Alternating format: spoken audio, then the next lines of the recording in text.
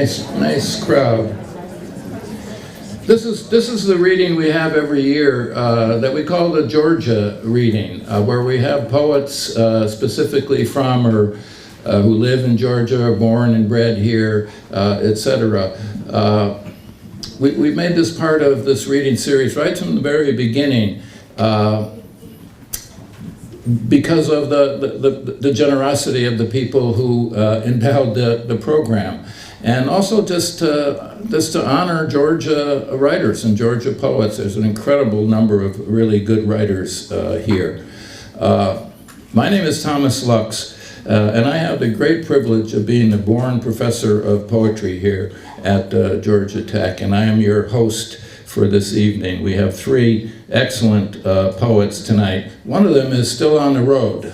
He just got off a plane and he's on Route 75 on his way here. His name is Bruce McEver. He will normally read alphabetically, but he'll read last. We'll save him for last. Often I read to save time, to have as much time for poetry as possible. I introduce all three poets at the same time, and then I sit down, and when the first poet finishes, I say the second poet's name. But tonight I'll introduce the first two poets, and then when Bruce gets here, which he should make it unless there's any kind of real problem on 75, I'll get up and introduce him too. I'd like to, I just want to say tonight, we have very special guests here, Dr. and Mrs. Clough. Dr. Clough used to be the president of Georgia Tech for several years. He's one of the sort of founding father of poetry at Tech, along with Ken Knespel and a couple other people. So really nice to see you, Dr. Clough. I'm glad you could be here.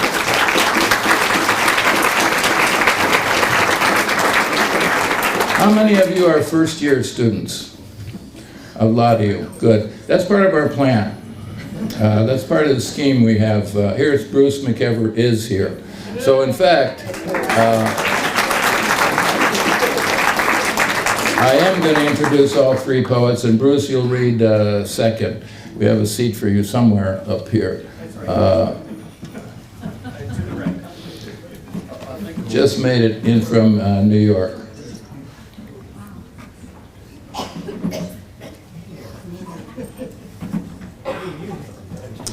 Okay?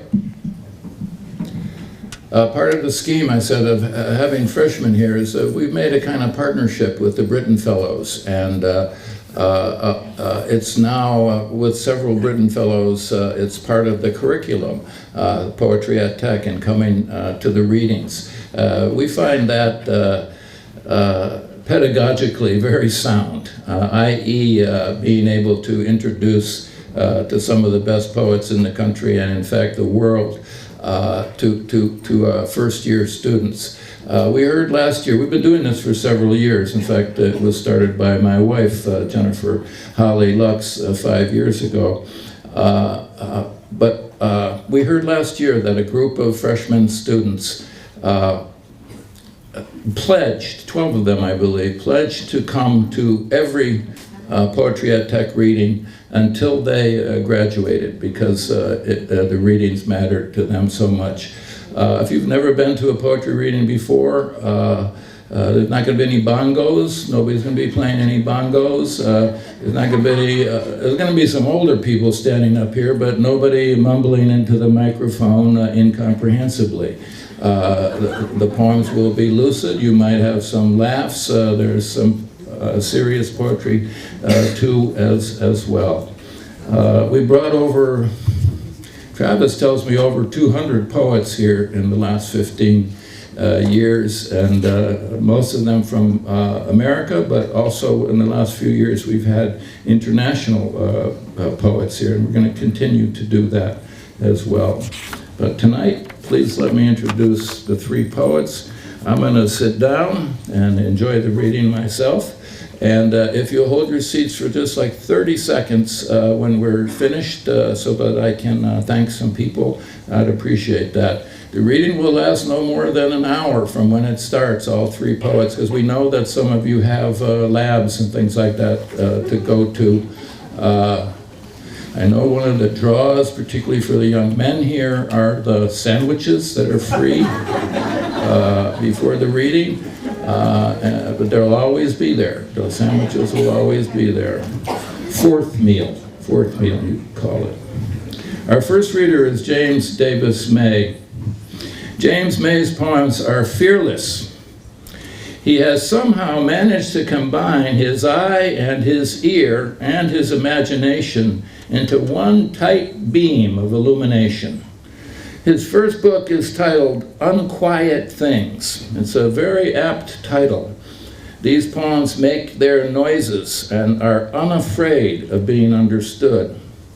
Rarely are first books, in this case published by Louisiana State University Press, arguably the best university poetry series in the country, so whole and so fully realized. He's a native of Pittsburgh, but now lives in North Georgia mountains and teaches at Young Harris College, along with his wife, the poet Chelsea Rathburn, who's read here before and been a McEver visiting professor. The second reader will be Bruce McEver. I think it was Ralph Waldo Emerson. I tried to find it today. Somebody said I could try to Google this, but I don't like to Google anything, frankly. Who said, and I'm paraphrasing, "There is no person in our culture, our country, who embodies the true meaning of democracy more than a man of commerce, a man of business, who is also a man of letters, of literature." Bruce is that kind of man and poet. He's a Georgia Tech alum, ROTC Navy. He was born and bred Atlantan, and he's president of Berkshire Capital. He's a philanthropist and an indefatigable doer of good in our world. His third book, Children of a Lesser God, is forthcoming. Anya Silver, his first book, which I have right here, or not her first book, her third book actually, is From Nothing, is also published by Louisiana State University Press. Although these poems often deal with some hard subjects, illness, mortality, they beat wildly with life. I normally wouldn't quote from blurbs on a book of poetry, but these two short sentences by the poet Tanya Runyon are too accurate, too true to pass up. Quote, "This is one of the few poets just brazen enough to be human. In short, Anya Silver doesn't screw around." Tanya Runyon is right, she doesn't. Anya teaches at Mercer University. Please welcome first James Davis May. Oh, well. Honored to be reading in this series and with Bruce and Anya. Bruce, thank you so much for helping to establish this. I moved here in 2007 and I didn't know anyone. And very quickly I got to meet some of the best people in the world, I think. Tom and Travis and Katie, and I'm very grateful for the chance to read with you. And to read with my pressmate, Anya. My editor at LSU was Claudia Emerson, who died in 2014. She was a tremendous poet, won the Pulitzer Prize in 2006, I believe. I wanted to open with a new poem, and this is for her. It's called Natural History. Crouching behind my daughter, I study the bones from her perspective. Brown and polished, they ascend like wooden banisters. These two skeletons belong to Tyrannosauruses, one the same set that transfixed me as a boy, though its Godzilla posture has been revised to one more avian and accurate. The exhibit has been renovated too, the grand marble hall replaced by habitat and circumstance. Here, the two T-Rexes snarl over a duck-bill's carcass, which, if a recent theory holds, they would not have killed. They were scavengers, large vultures with huge skulls, tiny arms, and no wings.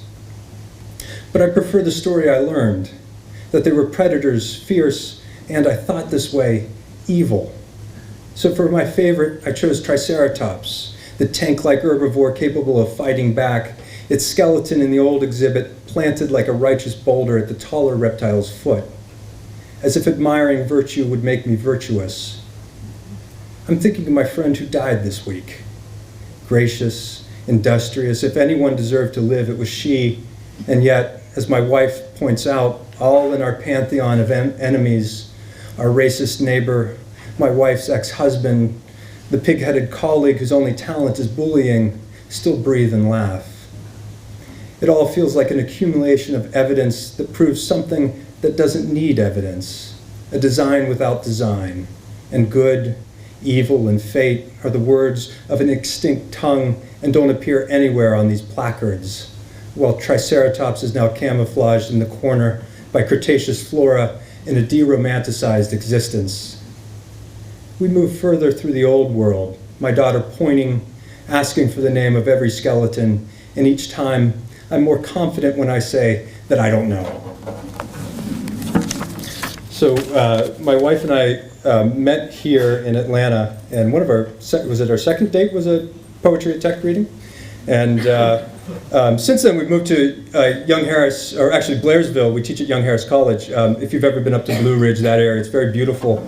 And we used to vacation up there, but moving up there's a whole different thing, because you move up there, you don't have any restaurants, and it was very difficult to sort of adjust, and we've adjusted. We love it very much, and we love teaching at that college. But this poem's called Damnation with a Mountain View. I have a series of poems that imagine damnation in different areas, and this one is Damnation with a Mountain View. And if, I have a friend here who came up a while ago, and we were moping around. We're like, oh, there are no restaurants, there's no nothing. And Lori's here, and she said, "You guys are nuts. This is paradise." And so this is for her. Damnation with Mountain View. It will be early August. A fierce sun overhead most of the day, but its descent behind the western mountains will bring a premature dusk and a breeze that rallies the extended shadows of the tulip trees. In the thicket at the edge of the yard, the other seasons will decay underneath yesterday's overdue mowing. A half dozen Christmas trees, their boughs as dry as the wasp carcass behind our window screens, and decades of autumn leaves slowly melting into the rest-red clay. That smell, earthy, hay-like, interrupted by whatever's braising in the kitchen, short ribs maybe, and fennel. Our guests will be allowed to host. We'll drive in from cities, passing the little towns on their way, each one thinner than the last, like an echo's echoes. And they'll stop, perhaps at one of the country stores where they'll buy boiled peanuts and a brown paper bag. They will arrive already convinced. And there on our deck that faces the dimly lit mountains in the east, they'll look out at what even we will admit is beautiful. And before sipping their wine, they'll say, as they all do, that we must love it up here. We must. And I should note too that appears in Terminus, which I know is outside there, and I'm very grateful to Travis Travis and Katie for publishing that for me. Okay, so now I'm going to read from Unquiet Things, my book. The first poem is called Shmerdakov with a Guitar. Shmerdakov is in the Brothers Karamazov. I don't think I'm giving this away if you're reading it. He's the evil one in the book, and but there's this lovely scene where he's playing the guitar in the garden. That he doesn't appear in the poem at all. He's just sort of a reminder to the poet that, you know, just because you write poems doesn't mean you're necessarily a good person. So, Shmerdakov with the guitar. Tonight, I'm thinking of my wife's first love, whom I've never met, and last week was shot in the head by his co-worker, who shot 7 others, and then himself. You know the story. You may even know this story. First week of August, a spastic wind outside shaking moonlight off the pampas grass, the earnest signs on telephone poles warning the neighborhood of the pack of coyotes that haunts our pines. I haven't seen one yet, but as she inspects the yards, our dog's hackles spike, though she's never seen one either. And I've never seen a man shoot another man, though I once held a woman after she had been shot through the neck and jaw, and drove back to her apartment next to mine. Resilient is the word the surgeon used to describe the brainstem, which controls the heart even when everything else has died. My wife's first lover will die tonight. My neighbor survived, as will the coyotes who keep to the shadows, picking off a cat or two, toppling trash cans to get to the soup bones, sweating through the plastic. Here, they do not howl. They know by instinct that if they see a man, any man, they should run. That's a happier poem coming up here. So my wife and I will, every spring break, we go down to Miami, and there's an oyster house, oyster bar, actually there's a restaurant, doesn't matter. And something like $1 oysters for happy hour and $5 martinis. And this has been great. Every year we go down there and we sort of talk. We get a babysitter because grandma's there. She's from Miami. And this most recent time, my book had just come out, so we're celebrating, and the waiter came over to me and said, "We have to cut you off." At that point, I'd only had 2 oysters, so I thought, two martinis. I had a martini tonight, too. And he said, no, it's not the martinis, sir, it's the oysters. You've had so many. We're worried about mercury poisoning. But a couple of years ago, right around the time we were sort of debating on where we were going next, we had a string of bad news, and this time's about sort of everybody was getting good news and we were getting bad news. So this poem's sort of about that situation. So this is Oysters. When he lost his job, and a woman they both agreed was cold and shallow and grossly privileged, though victimized in her own mind, got a very, very good job, and in the same week, their close friend's newborn was diagnosed with a condition that causes tumors of the eye, which may or may not blind the child for life. They went out for oysters and martinis they couldn't afford and parsed the indiscriminate distribution of. They couldn't name what it was they were naming. Happiness? No, they knew the woman with the job wasn't happy, would never be, but lacked the inner resources to realize this was so. Fortune, the wrong word too, something from a centuries-old novel where character names correspond to character. Mr. Snide plotted. Mrs. Fairweather tucked the children in at night. He suggested fate or destiny, but both seemed too mythical. By then they were on their second dozen. The blind, shapeless animals lay exposed on their communal deathbed of ice, not suffering, the man and woman thought together but separately, because the species didn't have the instruments to understand they were suffering. The drinks were strong, the world stubborn but scrutable. All night they searched for a word, as if it would help. And then this next poem's for my wife, who's in the front row here. She's a marvelous poet and has read in this series as well. I get very privileged to work with her. I think that's all you need to know about this poem. This is Nostos.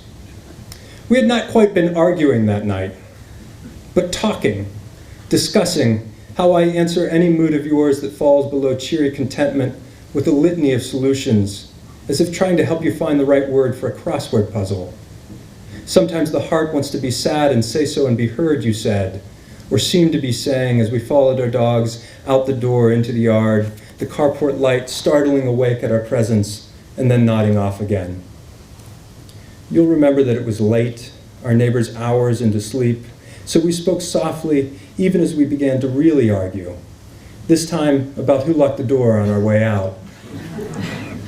You'll remember that we gave up our prosecutions when we realized one of us had to hold the brittle ladder while the other climbed the window we thought might be unlocked. Part cat burglar, part narcissistic voyeur, I paused after unfolding myself into the room, observing what we were when we weren't there. The television, mid-conversation, prattling on without us, my beer still cold, unmoved.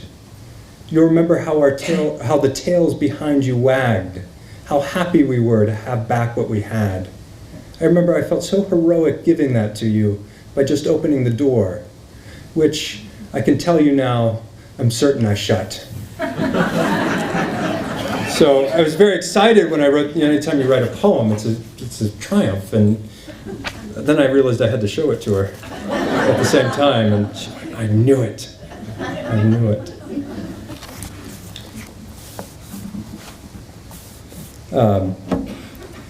So we used to live in Decatur at the corner of, she doesn't like it when I say this, 285 and Lawrenceville Highway. And we had these huge pine trees in our yard, and one night, we had two of them, and one went exactly the opposite way of our bedroom window. So I looked out, and it was almost like a horror film. You know, the lightning came on, and I saw the tree with all the power lines out there. And so the next day, we called to get the other pine trees removed, because otherwise they were going to split our house in half. And this happened in that neighborhood quite often. So this is someone takes a pine tree apart. Because this summer, the 70-year-old pines the original residents planted have started falling on the neighborhood's houses, splitting some as easily as cardboard boxes. Many mornings have begun like this one, with a man climbing the top branches, a chainsaw dangling from a rope around his waist. Today, it's our tree, one of the tallest for miles, anchored to the drought-crumpled soil by rotting roots. There's something artistic almost about the way he dismembers the very thing that holds him up. The shorn branches more sinking than falling as workers on the ground lower them by rope. Hard to place sadness, too, in watching as the trunk flails with each loss like an animal trying to reach some unreachable pain. Think a lanced bull. Think, no, there are things that aren't like other things, and this is one. All morning I've watched as these men, whose language I don't understand, slowly dismantle the risks necessity gives them. Soon they'll haul away all evidence of their work, save for the huge stump ground to a blonde dust, and a couple of abstractions, absence, and the feeling of safety when the wind picks up and the rain weakens the soil, the once hard ground. And then I'm going to read one more poem from this book and then a couple more from newer poems. I've been reading from this book for about 6 months, and not that this is a good sort of selling point for the book outside, but you know, I feel like I know the poems too well now. I'm not getting bored with them. I almost said that.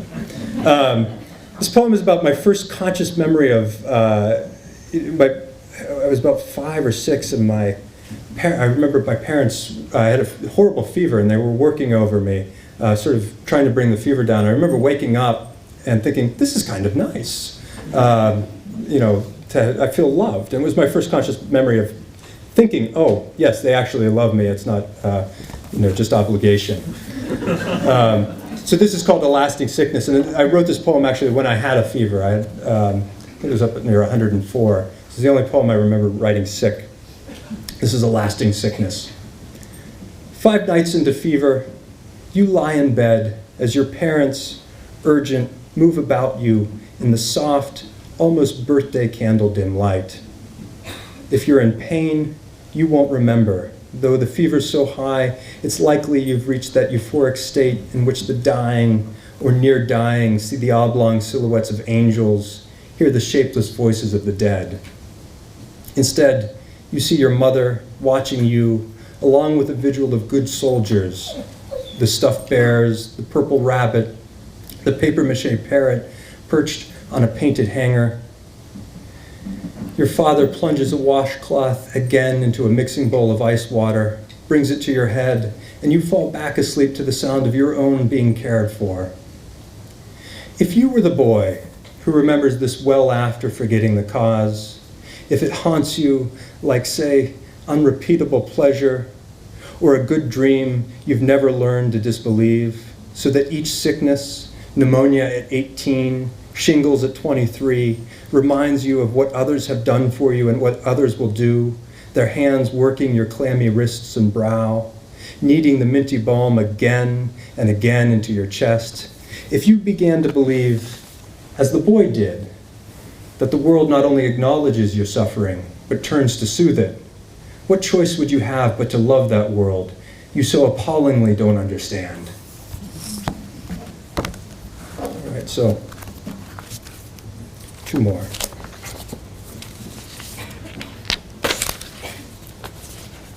Not that one.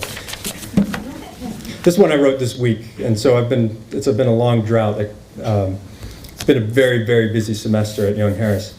But I got to go out fishing with one of my colleagues who's a Melville scholar, and he's a great fly fisher. And he's also much younger than I am, and he's like trying to keep up with a goat going up these hills and stuff like that. But this poem's called Fishing Again at 35. And you're saying that's not too old, but... Matt whips his line into a quick cursive and darts the fly into the trout's dumb mouth, then pulls it, the fish, out of the stream. All this motion seemingly one motion, fluid as a horse gallop or a snake strike, neither the brain forcing the muscle nor the muscle failing the brain. The bait hardly matters. Not as it did when I was young and used helgrammites, ugly larvae that looked like centipedes with crab claws for mouths. I'd hook them through the neck, a carapace-like collar, and cast them into the pond where they sunk in dark water, and I'd wait, and they'd wait, for something I couldn't see or control to choose us or not. Matt hands me the rod, and I flop the fly near the fish that don't take it. Then another cast, and then another. The water is so clear that I can see their indifference and occasional annoyance.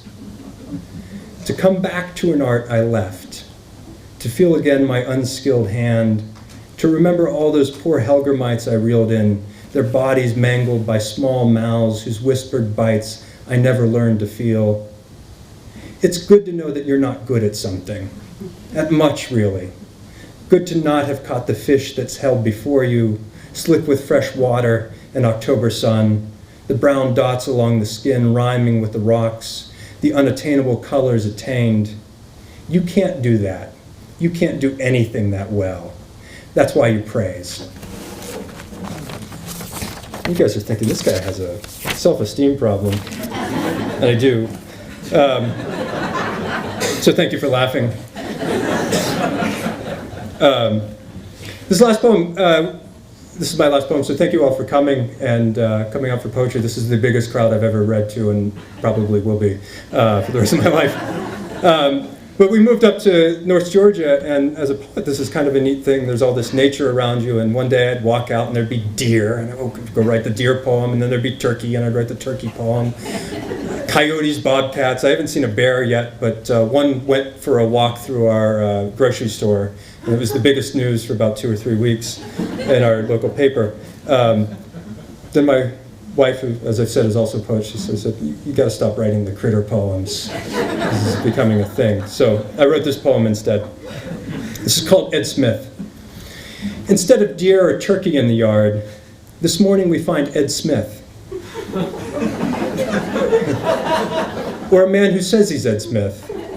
Elderly, dressed in a khaki jacket and pants with white polo tucked partially into his belt. He sits beside me now on our deck, while inside my wife calls the sheriff to see if anyone is looking for him.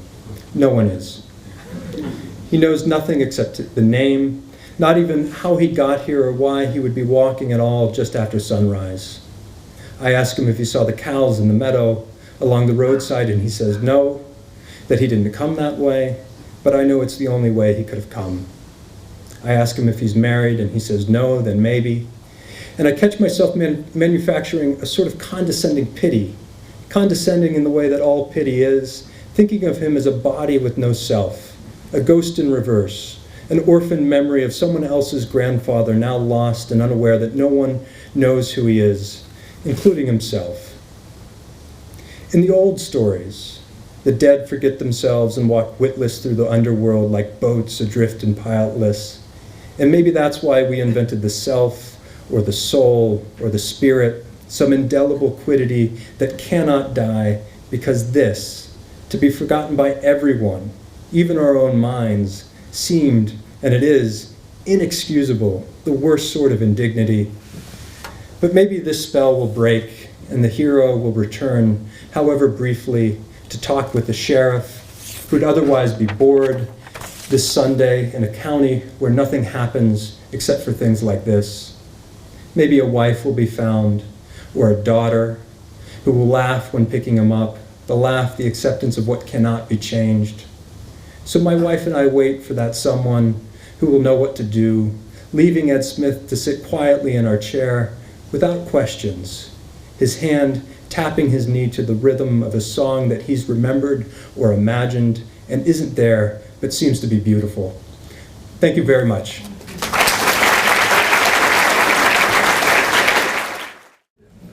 It's great to be here tonight. I want to thank Thomas, Travis, and Katie, and the crew at Poetry Tech. It's a wonderful organization that they have, and that Tom has done. This first poem is dedicated actually to Tom, because it's one of the first poems I wrote in one of your workshops at the 92nd Street Y. And many years ago, I was working. I was an investment banker by day, and I'd go to these workshops and write poetry at night. And it's really great in Georgia Tech because you can get to go work with the greatest writers. And Tom and I just became friends. And so anyway, I had been to a little more explanation. I had been to a thing at the New York City Library, and they had Robert Penn Warren's daughter there, and she was trying to explain Southern character, and I just couldn't. It just didn't work with me, and so I was trying to write a poem. I think she grew up. I don't think she grew up there, and so anyway, this is sort of also the spirit of this school. And let me find this.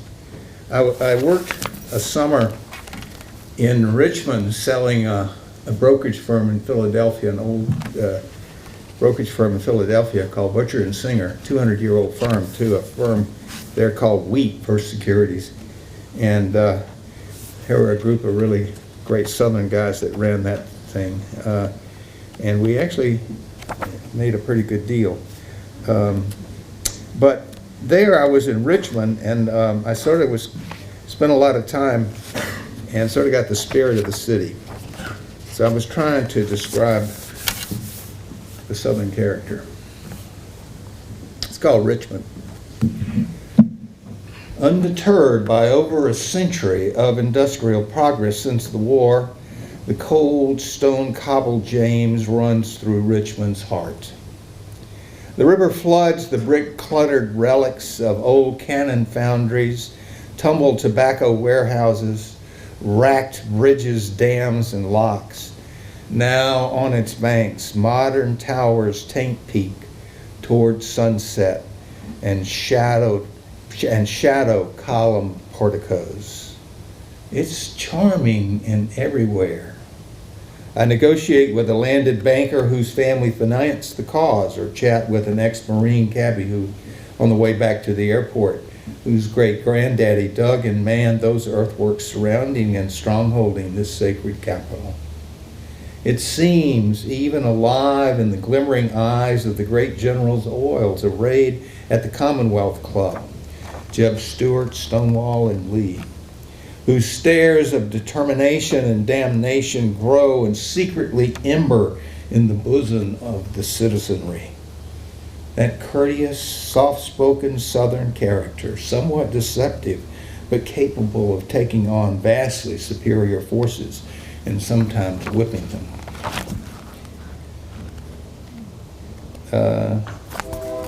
This is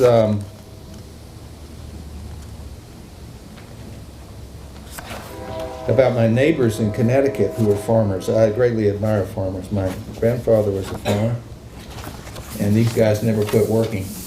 And I was going on a trip to Egypt and spending time in the Metropolitan Museum doing some due diligence. And they had this incredible exhibit. They dug up the tomb of a guy named Menhotep, who was a minister, a high minister, sort of right below the Pharaoh, sort of like Joseph. And the stuff that he had in his tomb, they would reconstruct the dairy and the brewery and the butchery and whatever in they'd carve it so that he would have that to go with him in the afterlife.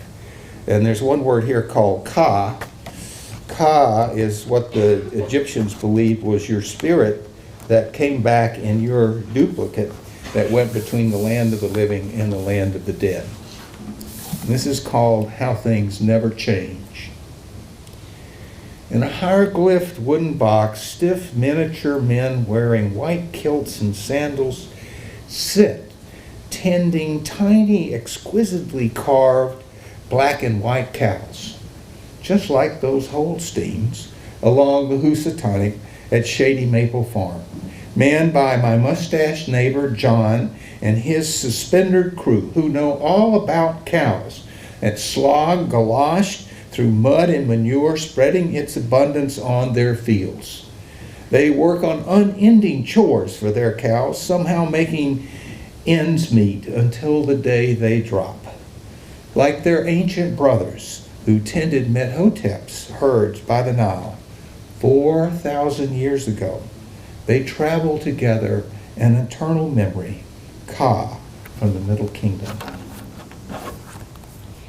That's from my first book, which actually Tom helped me publish.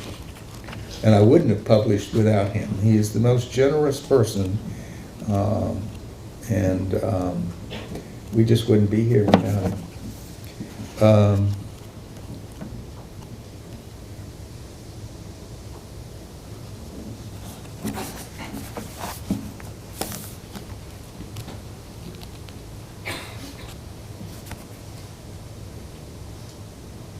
This is called Space Shot, and I think our manifest destiny is to conquer space one of these days. It's the whole spirit of exploration, and it's interesting to note how you can imagine people there at the docks when Columbus left, or Pizarro, or one of the other great explorers, and sort of what went on, the ritual. And this is before the Discovery went up. If you've never been to a space, they don't do it that much anymore, but they're wonderful things, and it's really supporting our technology. This is called Space Shot. There across the darkness of Florida's Palmetto scrub, poised to launch the Discovery stars in bright xenon floodlights.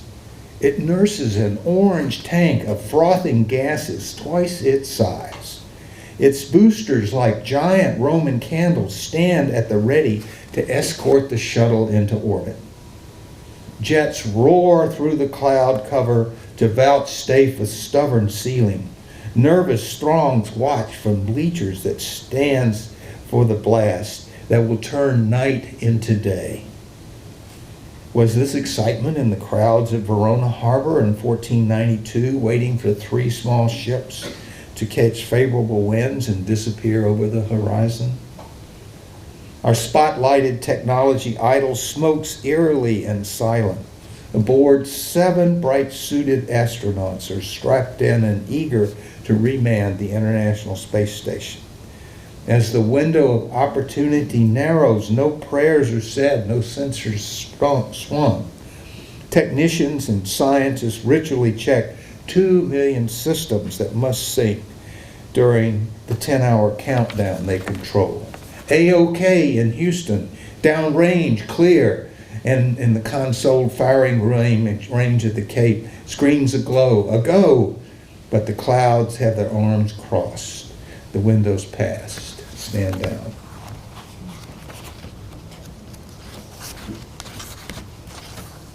This is a book called Scaring Up the Morning. My second book. You can get this on Amazon. Actually, get the first one too. It's called Full Horizon.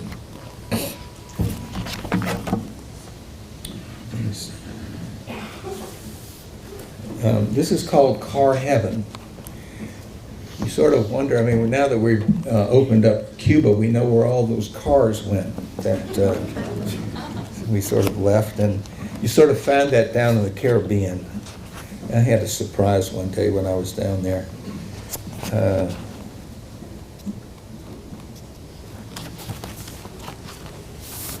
Car Heaven.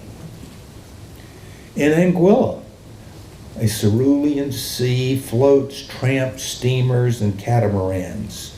Palm trees and slow-rusted wrecks line the port road. Those abandoned autos that escape scrap metal hell and manage to make it to Car Heaven. One green hulk supine besides a lime and pink shanty, looks just like my old car, a 57 Chevy I souped up with fuel injection and added a floor shift and chrome and bucket seats. Freedom with chrome spinners. It could make home before the curfew on fumes from a quarter's worth of gas. A little bit different economics at the time I was driving that. How did it get there? Who added the white racing stripe before stripping it for parts and turning it over to tether goats? A memorial to my early loves, transformed into a large flower pot for sprays of orianders and hibiscus, triumphant, now pecked over by a cock and some scrawny chickens. Anyway, this is from my next book. This is C&K Press is going to publish, hopefully, in the spring. It's called Like Lesser Gods. But this one is called Concert at Opus 40. And Opus 40 is a very interesting place. It's near Woodstock, the famous folk gathering place. And it was put together, it's an incredible earthwork. If you're ever up near Woodstock, actually Woodstock is where Joseph Campbell spent 6 years reading and becoming the great guy that he was. And it's an old bluestone quarry that this guy Harvey Fite turned into an earthwork. It's one of the most amazing things you'll ever see. And he actually built it so that he could put his sculpture around the sides of it. But then he realized that in his lifetime that what he had really built was the earthwork, and that was his opus. And he took his statues off. They're around the side of it. But that was really, and I think he was part of that circle with Joseph Campbell and a group of artists that were up there. Anyway, and this also talks of a couple that I was with who were my host, and it's a wonderful couple who went through terrible marriages, and they've now come together, and it's just sort of a very homey atmosphere. So I'm talking about that fellowship that sort of occurs between friends. Concert at Opus 40. A monolith stakes the sky, an exclamation point of a massive stone hinge.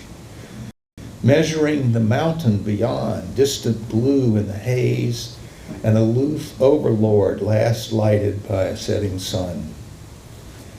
Below, the band is spread out on the stone earthworks like a platoon ready for a firefight.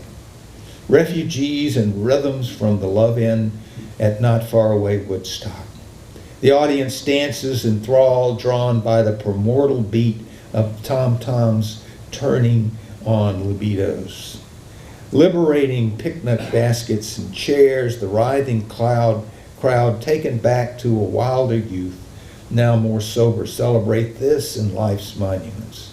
Like the one we danced around, like the monument we danced around, built by the sculptor Harvey Fite, a man who rededicated his life to building this massive work, comparable to the pyramids of the Yucatan, whose carvings he studied for his sculpture, displayed here on the bluestone quarry. He shaped this with a lifetime of stone, piling, then stepping back. This was his masterpiece, his opus. Nearby, after the concert, our hostess, Harriet, sits by her koi pond, ringed by the same bluestone, and calls the circling school by their name. Smoky Joe, Chinese checkers, lemon meringue, and Miss Moby, like she's auditioning carnival clowns. Around the house, Paul's well-tended garden, fodder for their cooking and pickling, an old oak with druid-like offerings of bird feeders shading all. We all sit around the tree, talking of the scars of former loves, healing them with our fellowship, lasting through it all. The mountain looms distant, the good Father listening to our confessions.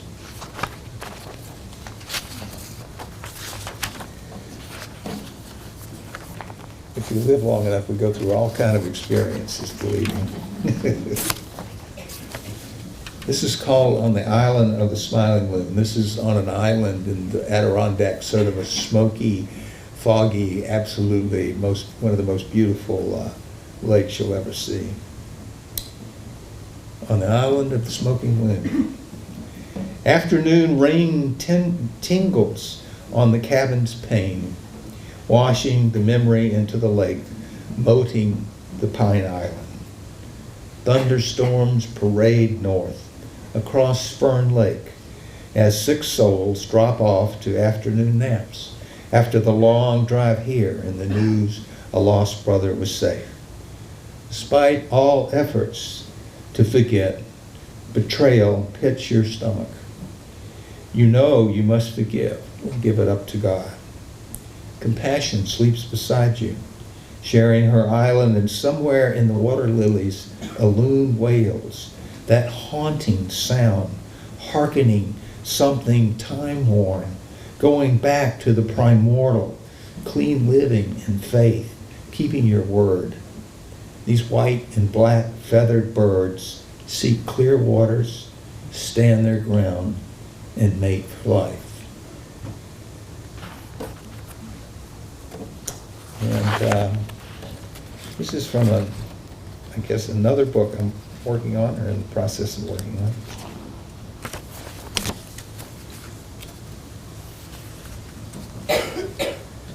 This is called Roaring Fork, and this is in Aspen, where it's just wonderful. It's such incredible territory with all these incredible mountains.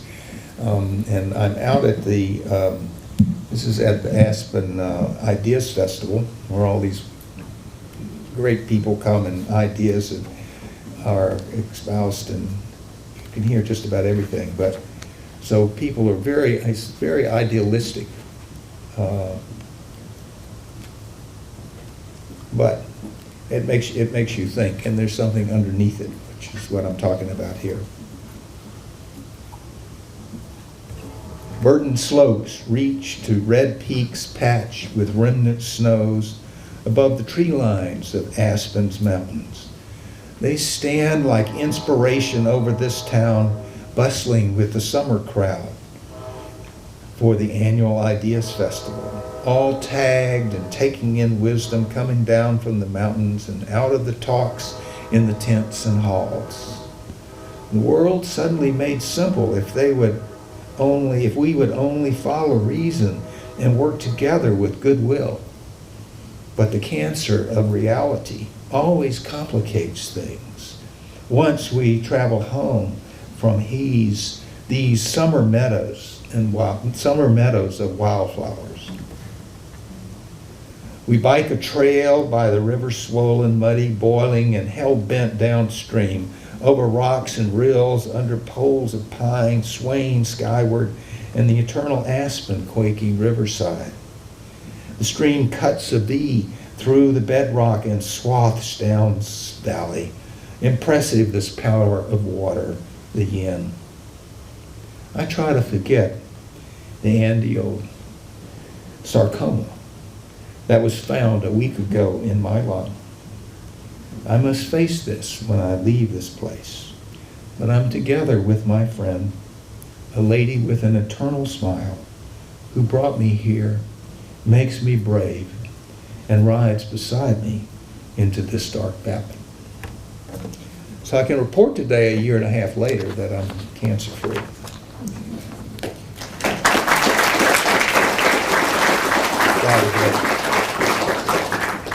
So this one, I know you all know the song that My Eye Was on the Sparrow. That was my uncle's favorite song.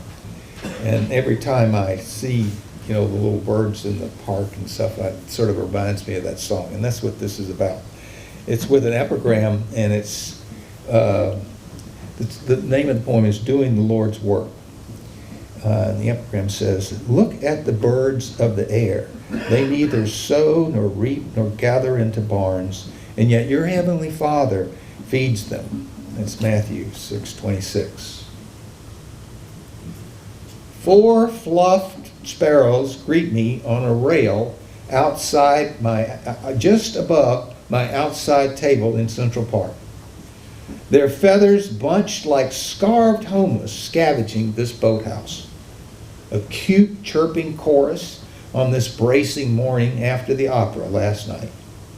They eyeball my toasted bran muffin, crumbling with my ample application of strawberry jam. The words of my late wife, the opera star, singing "His eye is on the sparrow" at my uncle's funeral comes to mind. But their eyes are on mine. A little groggy and hungry this morning, I was savoring this roll bite by bite.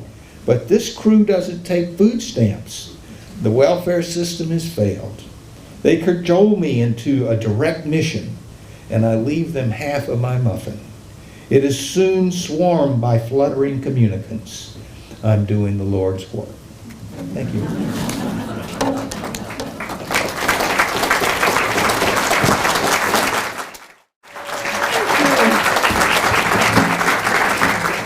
I know that some of you have to go, so, but thank you so much for being here, and thank you especially to Tom and to Travis for all the work and you did bring this together. I'll just wait a second so people can leave.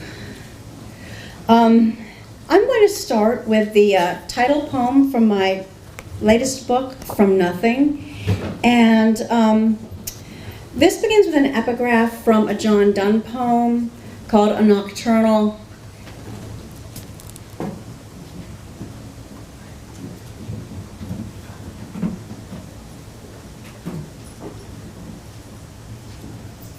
Called A Nocturnal upon St. Lucy's Day. St. Lucy's Day was a holiday that was celebrated in the past, not so much anymore, and it marked the shortest night of the year.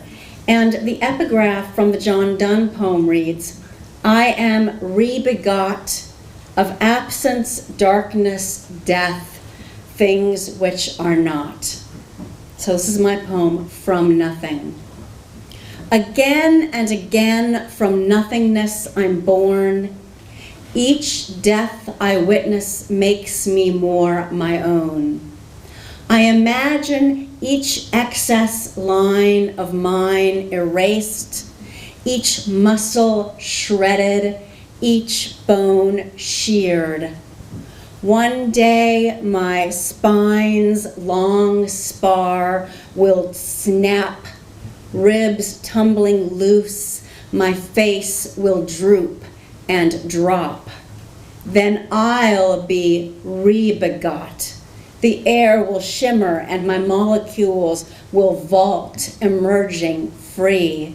From darkening days, the light will surge and flee. Like Bruce before me, I'm a cancer survivor, and I've written a lot of poems about cancer. I don't want to write so many poems about cancer, really, but it sort of has become a vocation. There's a need to write about it and to share the experience with my sisters and brothers and those who know people who have experienced this. And when I was diagnosed with cancer, I was pregnant and I was 35 years old, and I was diagnosed with inflammatory breast cancer, which is the most aggressive and rare form of breast cancer. And I wrote this poem because I wanted to experience cancer as a spiritual journey. And so I went to church for the first time in a long time, and it did not turn out very well, as this poem relates. I do reference the Eye of God in the Temple's Dome, which is a reference to Temple Beth Israel in Macon, Georgia, which was built by Masons, and the Masons put their eye, a stained glass eye, in the dome of the temple. And a persimmon, if you haven't seen one, is a kind of orange fleshy fruit. Persimmon. I place you by my window so your skin can receive the setting sun, so your flesh will yield to succulence, lush with juice. So the saints of autumn will bless your flaming fruit. Because cancer has left me tired. Because when I visit God's houses, I enter and leave alone. Not even in the melting beeswax and swinging musk of incense has God visited me, not when I've bowed or kneeled or sung. Because I have found God instead when I've crouched in bathrooms, laying back for the burning of my skin, covered my face, and cursed.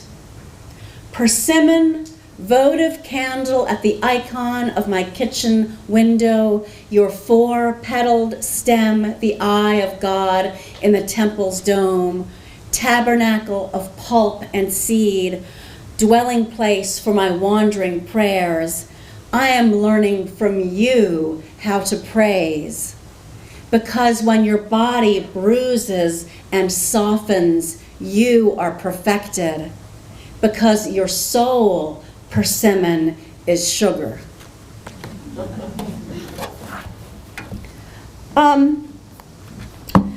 When we talk about breast cancer, especially in this country, we tend to have adopted certain foundations' narratives of breast cancer as, yay, pink time, pink cupcakes and pink boas and pink balloons. And that is a false narrative of breast cancer, because 30% of women who are diagnosed with early stage cancer will recur and become metastatic and die of cancer, and 10% of women are diagnosed at stage 4 already, which means that 40% of women with breast cancer will die of breast cancer. Do not believe the 98% survival rate, which is a 5-year survival rate, and it's just misinformation, a lie.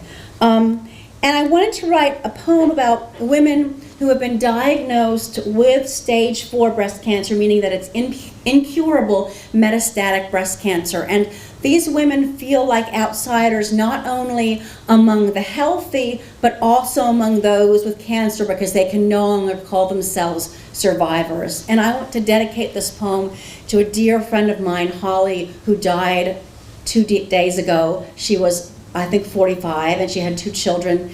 And also in honor of my dear friend Kate, who is one of my sisters, and I love her dearly, and she's here by surprise tonight.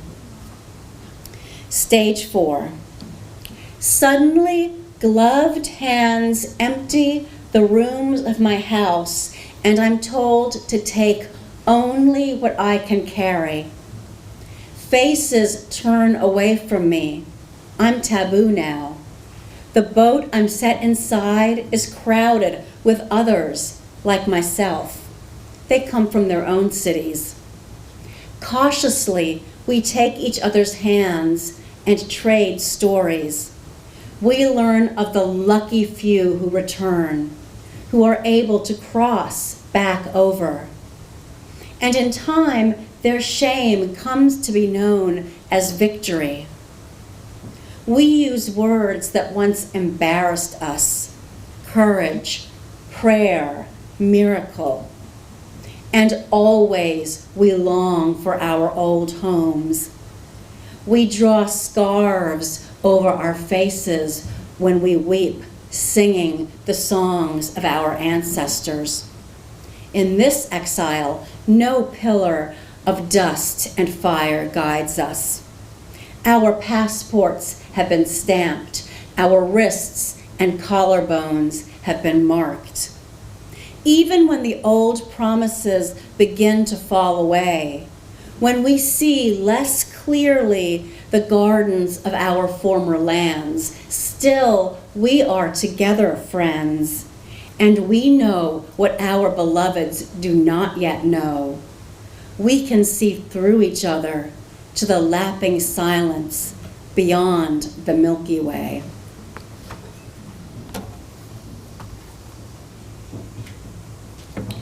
This poem has a cuss word in it, the bad one. I try not to read it around my mom.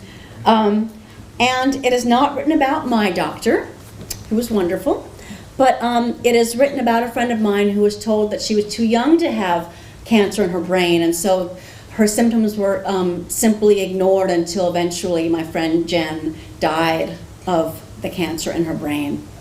And this is really a found poem. It's based on email conversations with many women that I've had who have cancer.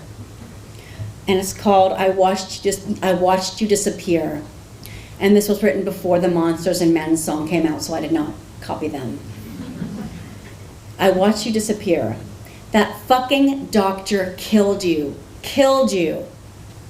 But I keep sending emails to your account. It's still open. Your husband told me he heard you calling him the other night. You should see the way he matches your daughter's clothes. You would snort water out of your nose laughing. Today, a green hummingbird hovered right before my face. Are you there? Where? Are the others there too? You looked like Stevie Nicks in your scarf and sunglasses. That trip to Peru never happened. You should have spent the money. You were so thin by the end. Your son is on suicide watch. He can't be left alone. I keep finding your feathers. I'm sorry that I didn't want your nightgown. I should have taken it. It scared me too much. I give it 1 year, max. I hate spring, its prettiness. You left in a bandana from your drawer of bandanas. You pulled yourself up one last time on the bed rails. You left into no more letters. You left 3 translations of Akhmatova. You left your Lady of Guadalupe by the window. You left your lungs, liver, spleen. You left in the thinnest hours of the morning. You left into silence. You left me. You left them. You left us. I watched you disappear. That's from my friend Lori, who passed away a couple years ago. And the 1 year max is a reference to how long people think husbands will stay single after their wives die. Just don't bring her to the funeral, that's what they say. Okay, this is a little, I'm gonna try to lighten it up a little bit. Every woman in this room knows that one of the goals that you have in life, not all of them, I don't want to generalize about all women, but is to find the perfect red lipstick. And to me, red lipstick indicates power and vitality and energy. And so I wrote this poem when my father was in a nursing home and another friend of mine was dying. You know, they die every Kate knows. We always have friends dying. And so what I needed was red lipstick. So I went to Walgreens and wrote this poem. This is called Just Red. I stand in Walgreens while my mother sleeps. The store is fluorescent and almost empty. My father is ailing in a nursing home. My friend is dying in the hospital. What I want tonight is red lipstick. As pure a red as I can find. No coral undertones, no rust or fawn, just red. Ignoring the salespeople, I untwist tubes and scrawl each color on my wrist, till the blue veins beneath my skin disappear behind smeared bars. I select one. Back in my mother's apartment, silence. I limn my lips back out of my wan face. There they are again, smacky and wanting.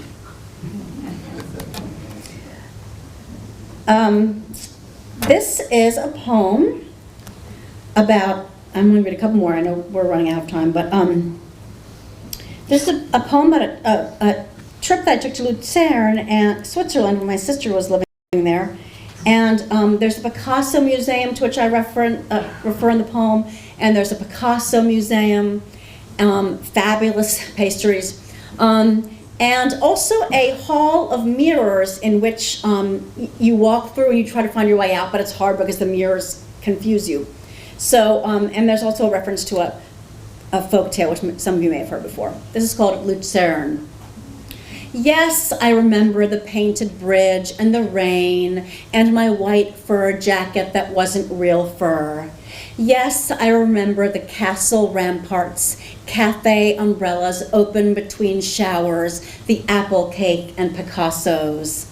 Magical city, its mirrors shrank and multiplied us. Even the graffiti in the alleys seemed witty. But I think my smiles were false. I think I was tired. I wanted to stop walking and pretending to be happy. All that beauty, and yet I limped as though I'd cut off my own heel to fit another life's slipper. I kept hearing time consigning me to darkness, like the bride who hides in a chest and is never found. But there was my son, my hand in his damp blonde hair. There was poetry offering itself like a pair of violet shoes. I'm going to read a love poem and then a poem to my son. I don't know that either of them wants me to read either of these poems, but I'm going to. This is a poem that I wrote about a Klimt painting called Recumbent Lovers. It's one of Klimt's only sort of explicit paintings of recumbent lovers. And I saw this poem and this painting, and I love ekphrastic poems, and this is just one of them. Klimt, Recumbent Lovers. Like roots, they have grown into each other, a series of curves and intertwinings, of clutching and resting arms and legs. Her closed eyes are all we see of her face. This love is what I want for us. The doubling, clasping, the wet stillness following rapid movement, like the deeper sinking into sleep after a dream, the erasure of goal, endpoint, time, anticipation, just our two bodies immersed in each other. The way I tell you I like to approach the sea with closed eyes so that I can hear the tides come, then slip away, and smell the brine on my skin, and taste the salt with each lick of my lips as I lie, knees bent, in waves, as each one pulls me farther from the shore. And my last poem, let's take this is quick, I can sneak in one more, is written for my son, who is a skeptic, and that's fine. I wrote this, which book is this? It's this one. I wrote this after I took him to communion in church, and I think only the priest heard this, but I hope only the priest heard this, but whatever. It's called No, It's Not. The body of Christ, the priest murmurs, placing a morsel of bread in my palm. Only I hear my son whisper, "No, it's not." 8-year-old skeptic, creed smasher, how to stop the erosion of what's possible, or unhook faith from what can be seen. One evening, strolling the Jersey Bay, we took flailing horseshoe crabs by their spiny tails, tossing them into tides so they could glide back to the deep sea. And wasn't that impulse to save the ugly love? My doubter, miracle denier, may God hurl your spiky edges into the waves. May you be cradled in his body forever. Thank you.